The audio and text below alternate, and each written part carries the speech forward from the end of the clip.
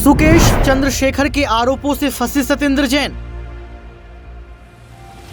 CBI ने case के लिए एलजी से मांगी मंजूरी। क्या खुद सत्येंद्र जैन अब केजरीवाल की पोल खोलेंगे? क्या सत्येंद्र जैन को होगी उम्र कैद?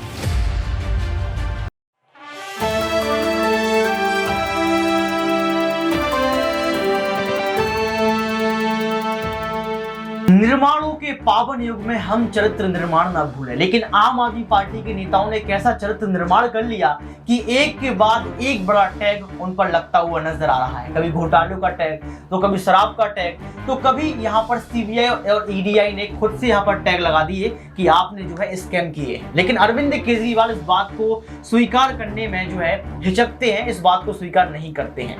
लेकिन सबसे बड़ा सवाल ये है कि क्या अब सत्येंद्र जैन की और भी मुश्किलें बढ़ने वाली हैं, क्योंकि सुकेश चंद्रशेखर के आरोपों पर जो है यहाँ पर सीबीआई ने एलजी से मंजूरी मांगी है। और मंजूरी मिलने के बाद ये कहा जा रहा है कि सत्येंद्र जैन जो है बहुत बुरे फंस जाएंगे, और यहाँ पर अगर फंसते हैं तो अरविंद केजरीवाल जो है कहीं ना कहीं जेल पहुंच जाएंगे, क्योंकि उनकी तमाम बिंदुओं पर जो है खुलासा हो जाएगा। तमाम जो उनके जमीनी स्तर की बातें उन पर खुलासा हो जाएगा कि अगर पार्टी का नेतृत्व होता है तो फंडिंग कहां से होती है, पार्टी का फंड जितना दिया जाता है उसके ऊपर अगर फंडिंग आता है, खर्च होता है, तो पैसा कहां से आता है, क्या शराब से ही वह पैसा आया? यानी कि तमाम बिंदुओं की जमीनी हकीकत खुल जाएगी और आम आदमी पार्टी का जो अस्तित्व है वह भी खत्म होता हुआ नजर आएगा। तो जमीनी हकीकत के इस खास प्रोग्राम में हम जानने का यही प्रयास करेंगे कि अरविंद केजरीवाल के काल क्या सत्येंद्र जैन बन जाएंगे, क्योंकि सत्येंद्र जैन लंबे समय से बीमार चल रहे हैं और ये कहा जा रहा है कि बीमारी के चलते कहीं वो ऐसी बात ना बोल दें सीबीआई और ईडी के सामने कि अरविंद केजरीवाल फंस जाए, क्योंकि तमाम जो मीटिंग्स हुई उसमें अरविंद केजरीवाल मौजूद रहे। नमस्कार, आपके साथ मैं हूं ऋतिक सविता। स्वागत है आपका नेक्स्ट 9 न्यूज पॉलिटिकल बाइट के इस खास प्रोग्राम जमीनी हकीकत में। सर, आपका बहुत बहुत स्वागत है। सर, मेरा सवाल आपसे ये रहेगा कि अब सीबीआई जो है सत्येंद्र जैन से फिर पूछताछ करने वाली है।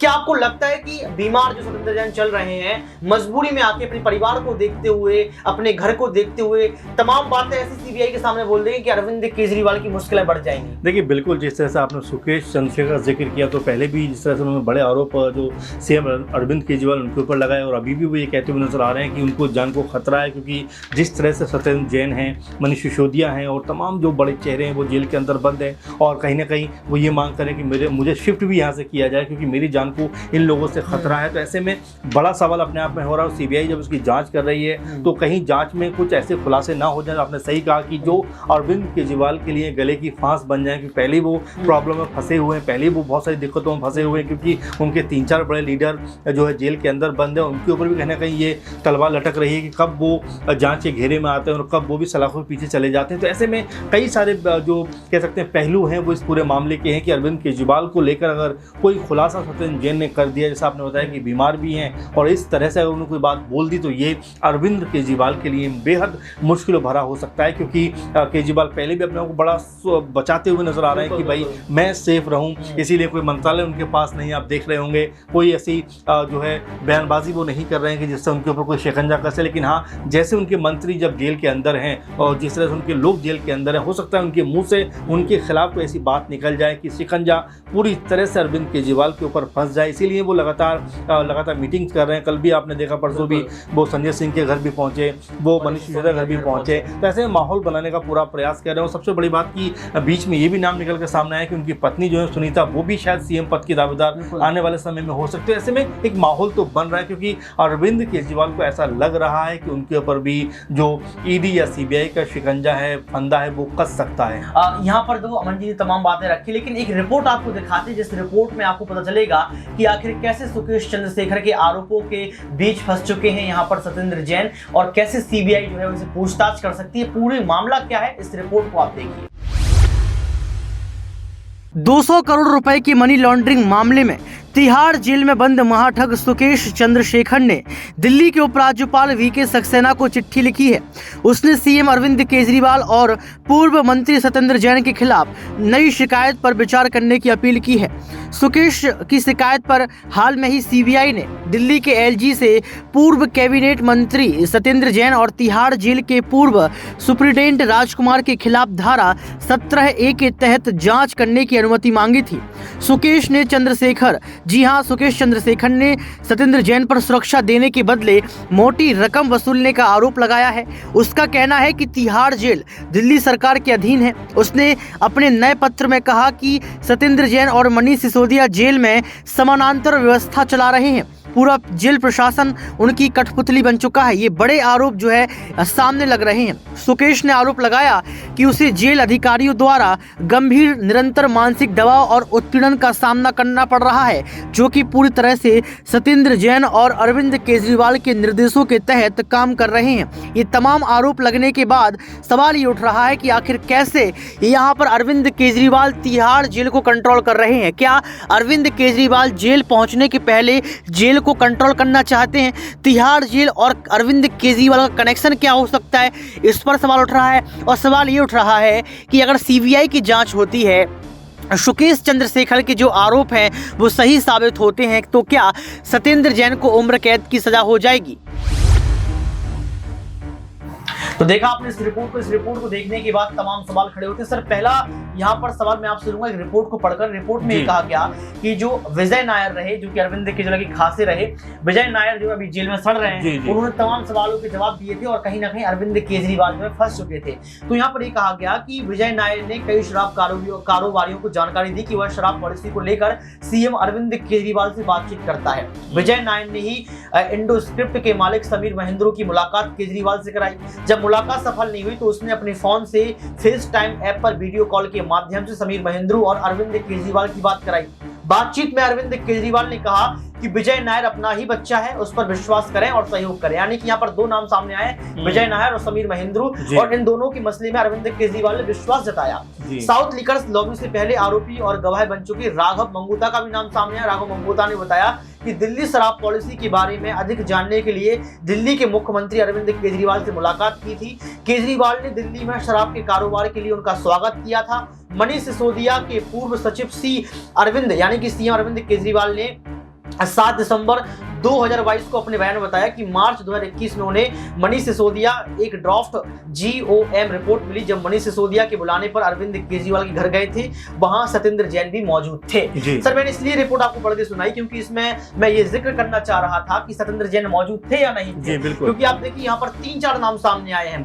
पहला नाम सामने यहाँ विजय नायर का आया, इसके सामने यहाँ पर नाम जो है समीर महेंद्रू का आया, राघव मंगूता का नाम सामने आया, इसमें जो है यहाँ पर पूर्व सचिव सी अरविंद का नाम सामने आया, और इन तमाम नामों के बीच जो एक बड़ा नाम सामने है वो है सत्येंद्र जैन। यानी कि जो मीटिंग हुई, जो बातचीत हुई, उसमें सत्येंद्र जैन मौजूद रहे। क्या आपको लगता है कि अब सीबीआई जो जांच करेगी, सीबीआई जो सवाल करेगी यहाँ पर, तो उसमें ये तमाम जो नाम सामने आए इसका भी जिक्र करते नजर आएंगे सत्येंद्र जैन? देखिए, बिल्कुल, और जाहिर सी बात है, आपने जो नाम आपने गिनाया इस रिपोर्ट में और जो नाम निकल कर सामने आए, वाकई ऐसा होगा। क्योंकि देखिए, अगर आप वहाँ मीटिंग में मौजूद हैं तो कई सारे सवाल, कड़े सवाल जो आपसे पूछे जाएंगे कि भाई क्या क्या बातचीत हुई, किन चीज़ों पर डील हुई, किस तरह से पूरा डिजाइन हुआ पूरा मामला। क्योंकि अगर हम शराब नीति को देखें तो लगातार शिकंजा कसा है कि 300 करोड़ से भी ज़्यादा या इससे भी अधिक की बात हम लोग लगातार सुनने को मिल रही है कि जो है सरकार को घाटा हुआ है। और ऐसे में जो नीति बनाई गई वो ये बनाई गई कि भाई इससे सरकार को फायदा होगा, लेकिन उल्टा कहीं ना कहीं घाटे में हो गया। तो ऐसे में ये नीति क्यों बनाई गई, क्यों उस जो पहले नीति चली आ रही है जिससे अच्छा खासा फायदा हो रहा था उसको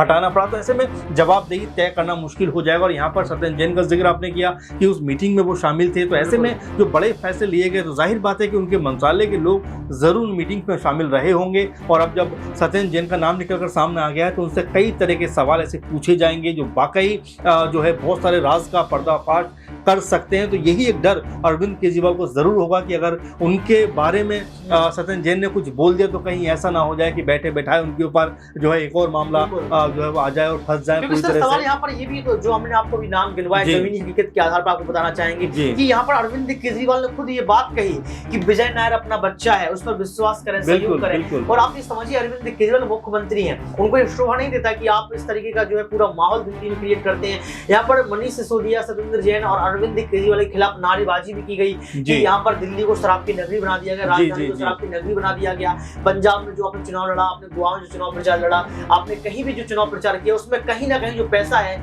वो शराब से ही कमाया हुआ है। सर, आपको इसमें सच्चाई दिखती है? क्योंकि आप देखिए सर, महज 10 साल में राष्ट्रीय पार्टी बचा दी है, पार्टी। जी, जी, जी, आप बिल्कुल। देखिए यहाँ पर हम लोग अगर जिक्र तो करें तो समाजवादी पार्टी लगभग 30 साल पुरानी पार्टी राष्ट्रीय पार्टी नहीं बन पाई। तृणमूल कांग्रेस की बात करें, तृणमूल कांग्रेस लगभग 35-40 साल पुरानी पार्टी, लेकिन अभी तक राष्ट्रीय पार्टी नहीं बन पाई। तो आप कैसे देखते हैं इस पूरे मसले देखिए को? बिल्कुल आपने सही कहा कि जिस तरह से तेजी से सफलता की सीढ़ी चढ़ी है, वो कहीं ना कहीं शक की जो सुई है वो कहीं ना कहीं आम आदमी पार्टी के ऊपर लेकर आता है, क्योंकि इस तरह तेजी के साथ में आगे जाना। और सही कहा आपने, सिर्फ दिल्ली और पंजाब की बात नहीं, गोवा की बात है, उत्तराखंड की बात है, उत्तर प्रदेश की बात है और गुजरात की बात है। ऐसे तमाम जगह पर आम आदमी पार्टी चुनाव लड़ती हुई नजर आई। हालांकि सफलता उसको कहीं भी उस तरह से नहीं मिली है, लेकिन फिर भी लगातार वो लड़ रही है, अपने लोगों को मजबूत करने का प्रयास कर रही है। और बिना पैसे के संभव तो है नहीं ऋतिक, उसमें पैसा चाहिए। और ऐसे में क्या सवाल, यही आपने शुरुआत जो की कि क्या वो पैसा जो शराब नीति घोटाले की जो लगातार बात कही जा रही है, क्या वो पैसा वहां पर पहुंचा इस तरह से? तो ऐसे कई सारे सवाल हैं जो ईडी और तमाम सारी जो एजेंसियां हैं वो खंगालने में लगी हुई। और अब जैसे आपने बताया कि इस मीटिंग्स में कई नाम सामने आए, उसमें सत्येंद्र जैन का नाम भी शामिल है। तो उनसे भी पूछा जाएगा कि भाई जो बात उस समय हुई, ये अपना बच्चा है, इसको इस तरह से कर दो, ऐसा कर दो। तो यानी कि आपने कहीं ना कहीं पहले से मन बनाया हुआ था। कहते हैं कि हर एक व्यक्ति, चाहे वो नेता हो, राजनेता हो, कोई भी हो,